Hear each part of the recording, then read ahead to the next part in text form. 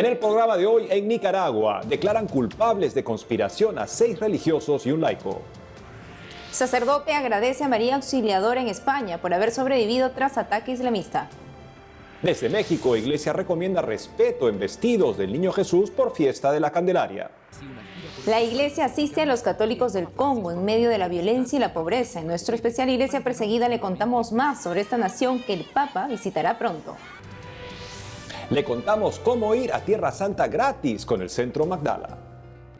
Hola Natalie, un gusto estar contigo. Un gusto estar contigo, Eddie, con nuestros televidentes desde nuestros estudios en Lima, Perú. Gracias por acompañarnos en EWTN Noticias. Soy Eddie Rodríguez Morel. Yo soy Natalie Paredes. Comenzamos las noticias desde Nicaragua contándoles que 6 religiosos y un laico presos desde agosto del año pasado fueron declarados culpables de conspirar contra el gobierno de Daniel Ortega. De confirmarse la sentencia, podrían pasar 10 años en la cárcel. Veamos. Me permiten darles un abrazo hermanos, si somos hermanos, no preciso ni decir. El 26 de enero último, la jueza Nidia Úbeda declaró culpables a los 6 religiosos y un laico que acompañaron a Monseñor Rolando Álvarez en su detención, según la Unidad de Defensa Jurídica de Nicaragua, organización no gubernamental. Los religiosos y el laico fueron juzgados por delitos de conspiración para cometer menoscabo a la integridad nacional y propagación de noticias falsas. El 3 de febrero estaría por confirmarse la pena propuesta por la Fiscalía, la misma que asciende a 10 años de cárcel.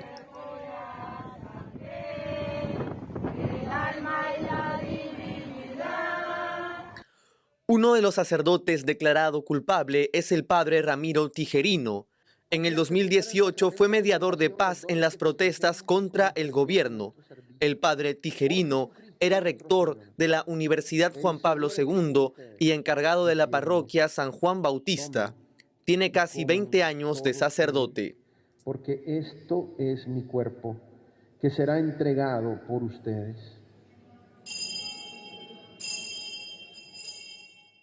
Otro sacerdote declarado culpable es el padre Sadiel Gutiérrez, segundo vicario de la Catedral de Matagalpa de San Pedro. Cuando era seminarista, expuso su vida para evitar las muertes de los manifestantes de las protestas de 2018. Servía a Dios con ayuno y oraciones.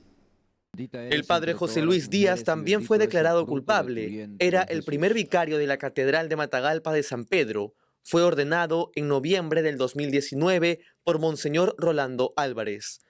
El padre Díaz criticó al gobierno previamente por el manejo de un atentado contra la Catedral de Managua. De tu vientre, Jesús. El diácono Raúl Vega está dentro de los declarados culpables. Ejercía su ministerio en la parroquia San Juan Bautista de Matagalpa. Entre los declarados culpables de conspiración contra el gobierno también está el seminarista Darwin Leiva, de 19 años de edad.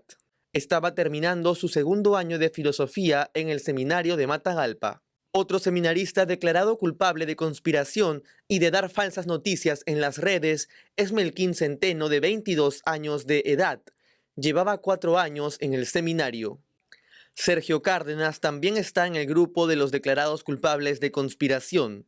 Trabaja en el canal TV Merced de Diócesis Media, el sistema de comunicaciones de la diócesis de Matagalpa. Es casado y padre de una niña. Me permiten darles un abrazo hermanos, si somos hermanos, no preciso ni decir. Ya se encuentra estable el sacerdote herido a machetazos por un islamista en España hace unos días. El padre Antonio Rodríguez destacó que lo salvó la Virgen María Auxiliadora. Los detalles en la siguiente nota. Con una sonrisa en el rostro y un buen semblante, así vemos al padre Antonio Rodríguez, párroco de la capilla de San Isidro, en esta foto que los salesianos de Algeciras compartieron por Twitter. El sacerdote recibió un machetazo en el cuello por parte de un refugiado de religión islamista el pasado miércoles. El atacante asesinó minutos después al sacristán de la iglesia de La Palma. Moralmente me encuentro muy tranquilo, ahora reflexionando sobre lo que ha sucedido, las circunstancias y sobre todo viendo las personas que me han ayudado y me han mantenido entusiasmado pues mi ánimo está fuerte. El padre Rodríguez también dice que no recuerda el momento en que fue atacado con el machete en el cuello. Afirma que la mano de María Auxiliadora y San Juan Bosco le salvaron la vida. Los restos del sacristán asesinado fueron llevados a la iglesia de La Palma este viernes.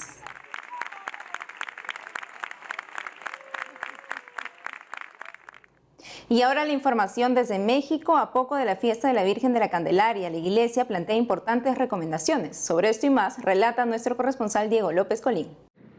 El próximo 2 de febrero se celebra el Día de la Candelaria, una de las fiestas más populares en México, en la que miles de mexicanos llevan sus veladoras y sus imágenes del Niño Dios a bendecir a los templos.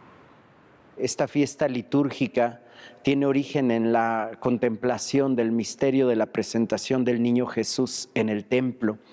En la cultura judía se tenía la costumbre que a los 40 días de que la madre había dado a luz, para su purificación era llevada al templo junto con su pequeño, su pequeña, a presentarlo al Señor.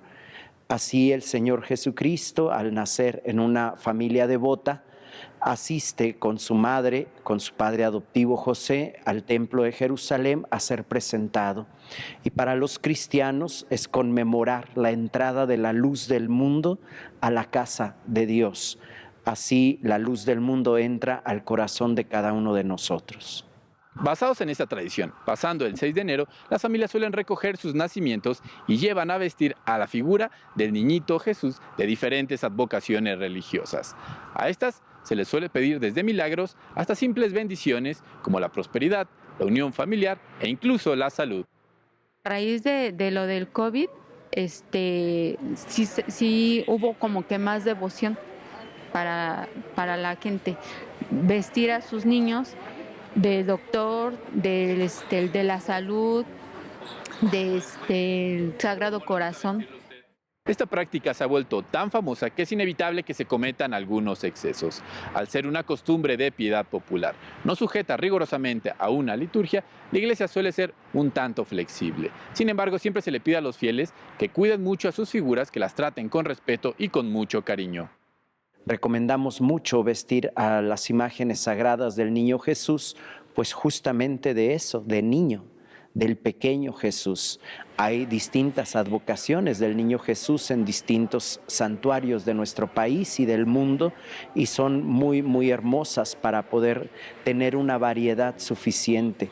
Recomendamos mucho, pues, no vestir al niño Jesús de algo que no es él, alguna otra criatura, algún otro personaje, a veces incluso de la ciencia ficción, algún otro personaje aún de nuestra historia sagrada, pero que son santos que lo han seguido. Sin embargo, es hermoso vestir al niño con la imagen que corresponde, de un pequeño niño, del niño Jesús, que es presentado en la casa del Señor. Pasando a otra noticia, les comento que ante los problemas de corrupción, de falta de oportunidades, de violencia e incluso de deterioro del ambiente, la Iglesia Católica ha pedido volver al camino de la educación como única forma de salir de tantos problemas. En el marco del Día Internacional de la Educación, la Conferencia del Episcopado Mexicano, a través de su dimensión de educación y cultura, emitió un mensaje con el fin de animar, alentar y promover toda tarea educativa a favor del desarrollo integral, humano, solidario y sustentable. El Episcopado Mexicano subrayó que es tiempo de formar comunidades educativas emergentes que fortalezcan la autoestima, entusiasmo y cualidades socioemocionales de los niños, adolescentes y jóvenes. Bajo esta premisa de que toda institución educativa debe ser fortalecida, la Iglesia propone cultivar en las nuevas generaciones los valores universales de la humanidad, verdad, belleza, bondad y unidad. Reportó para EWTN Noticias, Diego López. El martes 31 de enero, el Papa Francisco viajará a la República Democrática del Congo. Este país es una de las 24 naciones en donde la situación de los cristianos ha empeorado en los últimos 2 años, según el informe Perseguidos y Olvidados, publicado por la Fundación Pontificia Ayuda a la Iglesia Necesitada. Sobre el Congo nos informa Nicolás García en el especial Iglesia Perseguida.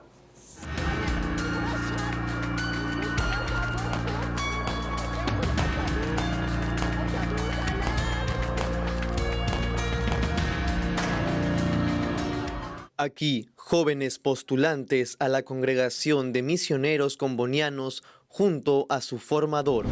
El domingo 22 de enero, cuando volvían del campo, 4 de ellos fueron atacados por los Mai Mai, grupo armado fuera de la ley. El ataque ocurrió en la provincia del Kivu Norte, frontera de República Democrática del Congo con Uganda y Ruanda. En esta región se concentra la mayor parte de los atentados contra los cristianos.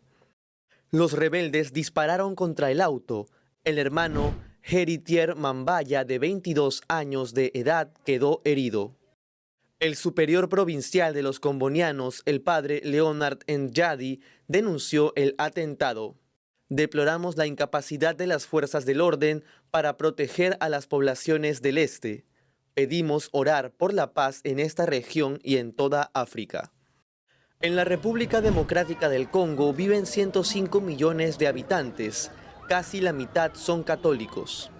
En el país hay 1.600 parroquias. Solo el 4% son musulmanes. La Iglesia Católica vive una situación de pobreza que en muchos lugares es extrema. Desde Alemania, Maxime François Marsal, responsable de proyectos en República Democrática del Congo de ayuda a la iglesia necesitada, nos cuenta cuál es la situación de la iglesia en el país. Hace unas semanas me llamaron unas hermanas del sur del país comentándome que se les había acabado la comida, pero que también que se les caía el techo encima, porque el edificio, la casa donde vivían, tiene casi 80 años y nunca se ha arreglado por falta de dinero. Y desgraciadamente hay que decir que si bien hay muchísimos religiosos, muchísimas hermanas y sacerdotes que se dedican a la evangelización de este país, pues prácticamente todos viven en situaciones de miseria. La iglesia se esfuerza en atender las necesidades básicas de la gente ante la ausencia del Estado. Así, sostiene alrededor de 20.000 escuelas y 126 centros de estudios superiores. También 400 hospitales y 212 orfanatos, entre otros. Es un país en el que el Estado prácticamente no hace nada. O sea, si miramos a, yo qué sé, las estructuras sanitarias, por ejemplo, las del Estado, pocas, para decir ninguna. Ninguna sería un poco exagerado, pero muy pocas. ¿Y quién se encarga de la salud, de la educación, de la atención a las personas mayores, a los enfermos? Pues es la iglesia. Hace poco más de 25 años, el dictador Mobutu Sese fue expulsado del país. Hoy la República Democrática del Congo vive las consecuencias de la dictadura de largos años. Pues desde entonces no hemos salido del lío. Desde entonces ha sido 25 años de guerra continua y las víctimas de las que escuchamos provienen muchas veces de esa situación conflictiva en el este del país.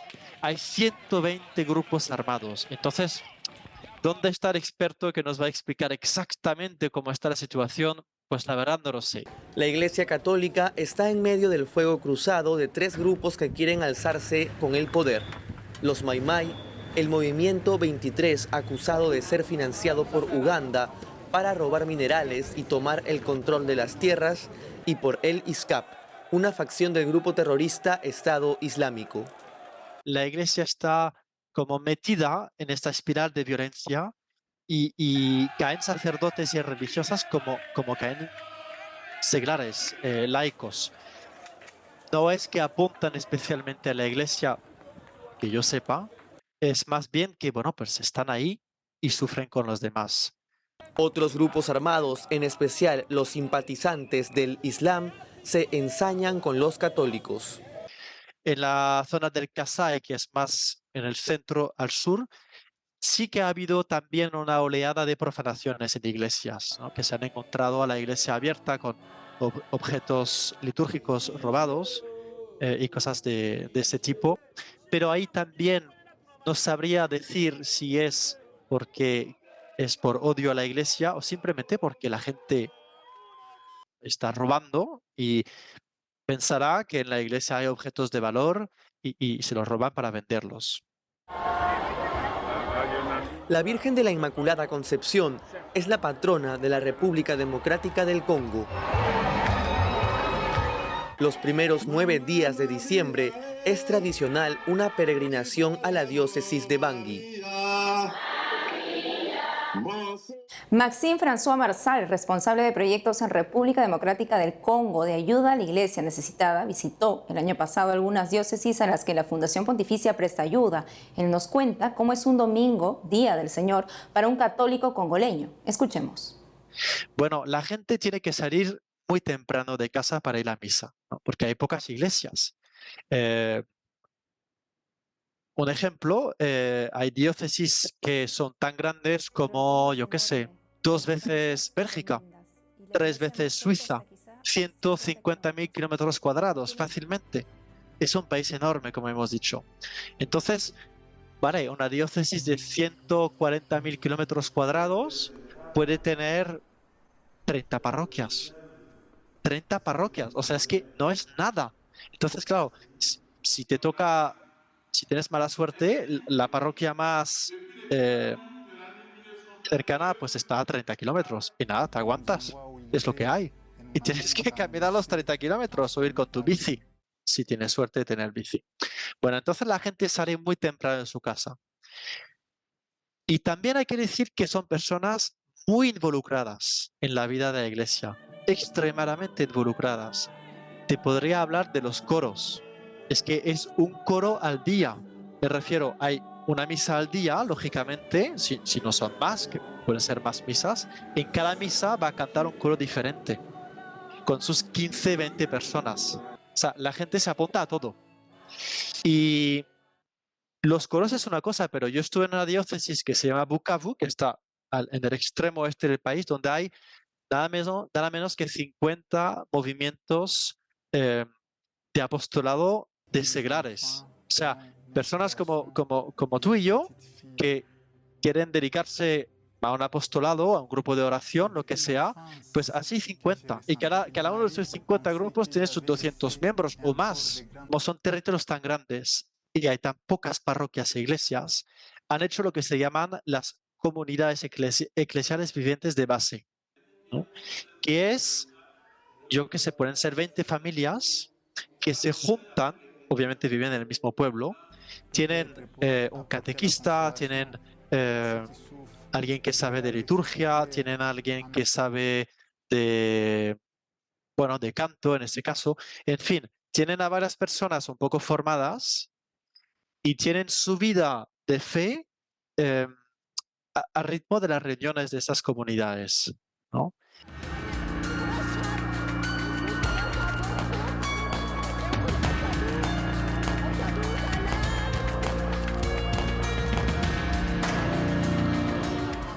Hacemos una breve pausa y al volver, hoy es la fiesta de Santa Ángela de Merici, fundadora de la Orden de Santa Úrsula. Además, le contamos cómo ir a Tierra Santa gratis con el Centro Magdala. Regresamos con más noticias con Enfoque Católico.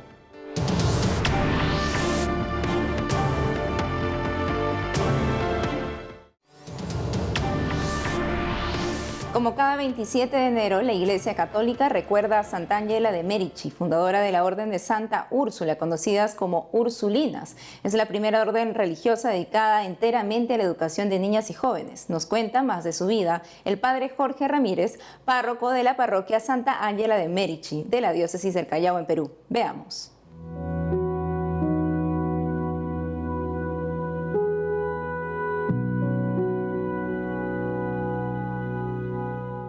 Ella es una mujer nacida en Italia, en Desenzano, dice su historia, ¿no? En Venecia, ¿no? Pero tomó los hábitos de la Tercera Orden Franciscana, ¿no? Y llevaba una vida de fe muy cerca de Dios. No en vano quiso ser terciaria franciscana y vivir en la caridad. Este va a ser el punto central de su vida, de su vocación, de su total entrega a la iglesia, ¿no? Se reúne con varias muchachas de su tiempo, ¿no? Jóvenes, para instruirlas en la caridad, ¿no? En la virtud de la caridad.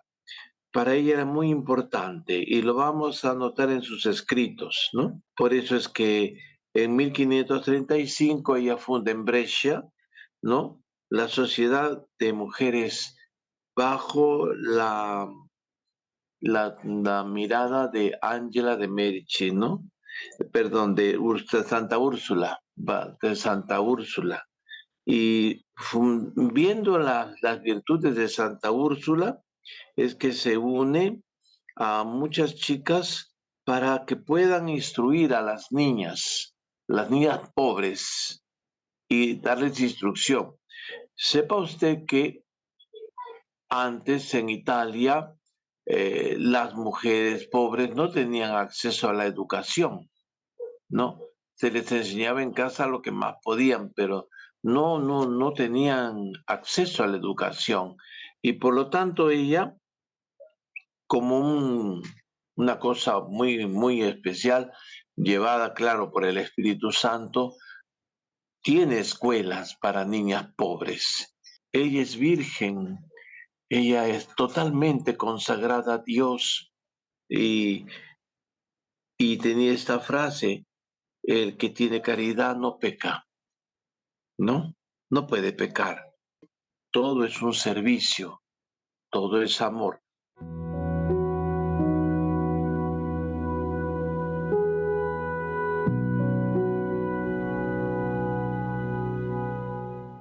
Siguiendo con más noticias, ¿quiere usted conocer Tierra Santa pero el dinero no le alcanza? Le contamos que el Centro Magdala, Centro de Peregrinación en Galilea, tierra de Santa María Magdalena, abrió las inscripciones para la 5ª peregrinación virtual a Tierra Santa. Será gratis desde este 20 de febrero al 13 de abril. Para darnos todos los detalles de este recorrido, entramos en conexión desde Israel con el Padre Juan Solana, director y fundador del Centro Magdala. Padre Juan Solana, un gusto tenerlo con nosotros en EWTN Noticias. Cuéntenos cómo nació la iniciativa de que la gente pueda hacer estos recorridos virtuales. Muchas gracias por la invitación. EWTN, encantado de estar con ustedes una vez más.